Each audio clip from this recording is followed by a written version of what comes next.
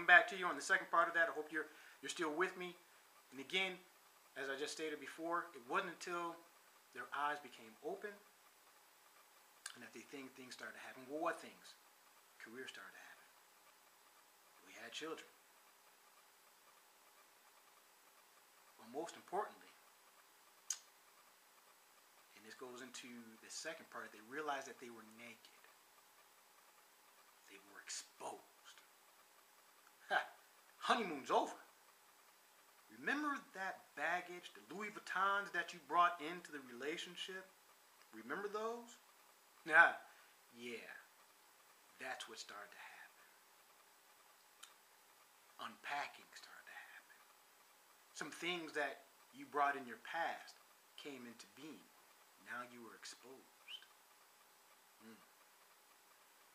Oh yeah. You started to hang out more with the girlfriend, started to hang out more with the boys. Something became more important than the relationship. Or, remember those set of expectations I just talked about? Someone may have felt, well, you should know this. Why aren't you doing this? I told you, you should remember. Well, hold on a second. I told you, you didn't remember. Or I told you, why didn't you know this? Expectations may have been different. Things may have been different. Our belief systems may have been offline. But somewhere along the lines, we bought into a disbelief. We brought something into the relationship that was never, ever meant to be. Our knowledge of good and evil permeated its way into the relationship. And guess what? We allowed it. Because we forgot, didn't realize, one, what a relationship was, two, who we were inside that relationship, and three, the fundamental thing that my partner is supposed to help me achieve more, do more, be more than what I thought I was. And then we allowed something else, a fundamental thing. Because our mind, body, and spirit was disrupted. We didn't realize that, you know what, we're separating ourselves when we let everything else come in between our partner, our partnership, our relationship, friendship. We allow titles to come into play. We allow things to come into play. We allow the past to come into play. Instead of realizing that our relationship was created so that we could live in a world of our own. Not in this world, but we are building a world based off of what we have chosen for each other. I've chosen you, you've chosen me. We're compatible in the sense that I know you're going to push me beyond my comfort zone, and I'm going to push you beyond your comfort zone. And the key to that is I'm going to accept that you're going to push me. I'm going to accept that you're going to challenge me. I'm going to accept that you're going to push me beyond what I think that I'm capable of doing. You're going to push me to be better. And I'm going to push you to be better. And together we're going to evolve. And together we're going to create a world where I'm going to leave my mother and father, and you leave your mother and father. And I'm going to cleave to you. You're going to cleave to me. And we're going to become one. Meaning that my thoughts are going to be consistent with your thoughts. My ways are going to be consistent with your ways, and vice versa. We're not going to do anything outside the relationship or outside the world or the globe of that relationship to endanger it, bring turmoil and grief, and to separate ourselves. Because if we go a little bit further into that same chapter in the book of Genesis,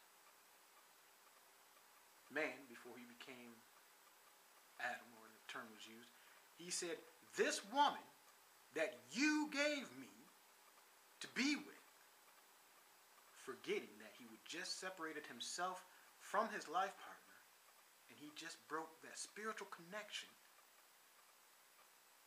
between the two of them. And I know you're saying, well, Hollis, what does it all mean? What does that all play into? It plays into what we need to understand about relationships. Again, our definition, toss it out the window and look plainly at the simple fact that a relationship is a cohesive union of consciousness, of two people coming together. Forget about what you were taught and raised to believe, or coming up, this is what I was supposed to be. If I'm supposed to be the man of the house, then I'm supposed to do this. Well, if she's the woman, then she's supposed to be do this, and this. For this reason, a man shall leave his mother and father. Leave those things behind. Cleave to his wife. That means the two of you have to sit down and communicate with one another and say, this is what I grew up with. This is what I have believed all my life. What did you grow up with? What did you believe? And you may hit some friction. Well, I don't really believe that. I'm not really understanding that. Explain a little bit more to me. Maybe I'll be able to understand it. Maybe, you know what? Maybe my thought process was a little bit different. And vice versa. Because, take an example. My parents have been married for 50 years. And I pray to God they are married for another 50 years. And I've seen things that led me to believe that, you know what? I'm supposed to be married to a woman for the rest of my life, and 50 years is supposed to pass by. But that was my belief system. And that was my understanding.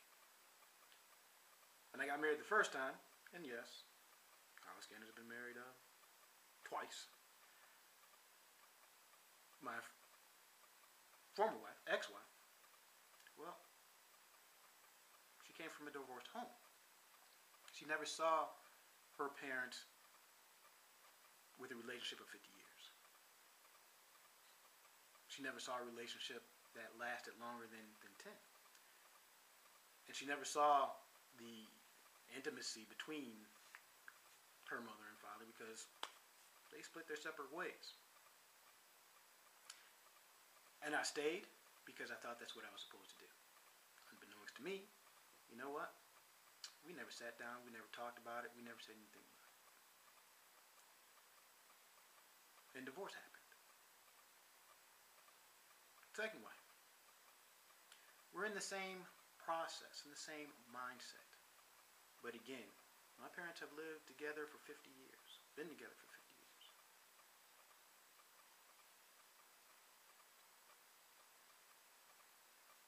My partner,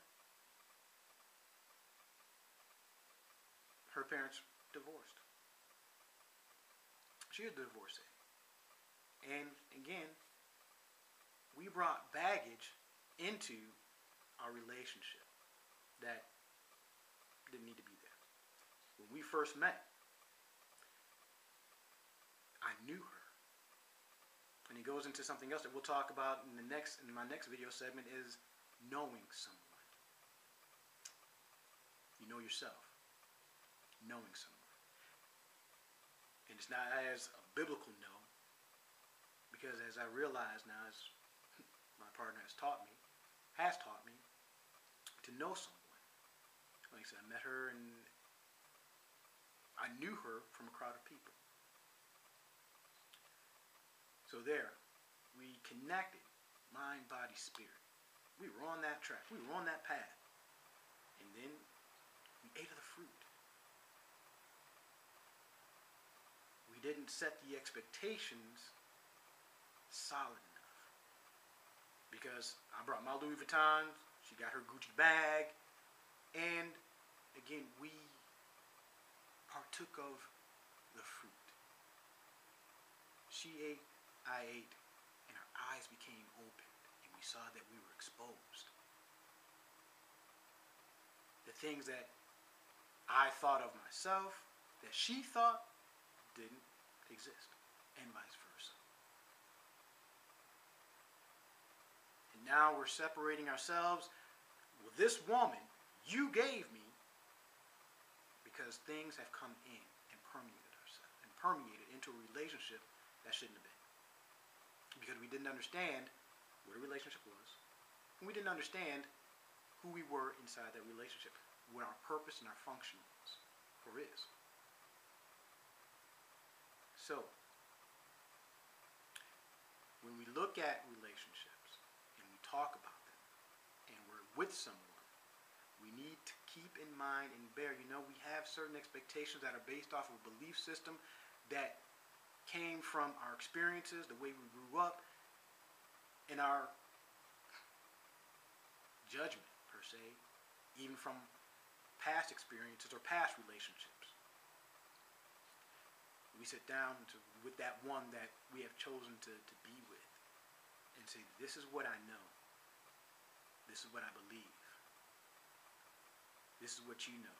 This is what you believe. Now, how can we bring this together in such a way that we are creating a relationship that's going to be nurturing to the both of us, and we can cultivate it and develop it in such a way that we evolve to become better than who either of us thought that we were.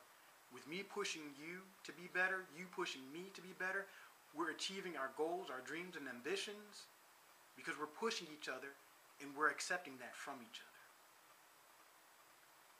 That's the whole ideology behind relationships.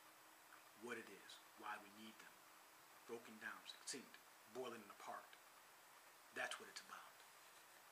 Not about getting married and being able to survive and then have children and being able to survive in this world.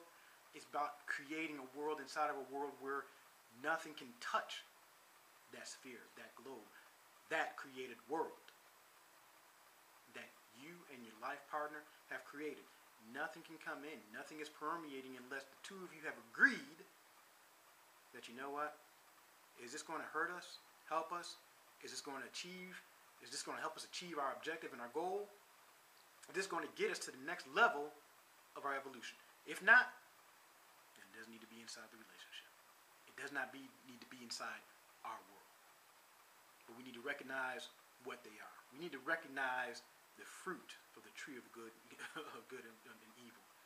We need to recognize that fruit and what it is and how it can either hurt or help, depending upon how we use it inside the relationship that we created as one. So I'm going to let you sit and marinate on that for a moment or two. Stay with us. Still putting out some good information about relationships and how to, and understand relationships. Again, next segment will be looking at the expectations from the Eternal's perspective and how we can implement that into our relationships and help them become nurturing, developing them even more so, and cultivating them so we can evolve. That's my time. Again, it's Hollis Gaynor. Thank you for stopping by my YouTube channel. Please subscribe if you haven't already done so. Check us out on Facebook and our fan page. My peace I give to you. My peace I leave with you. One hope, one love.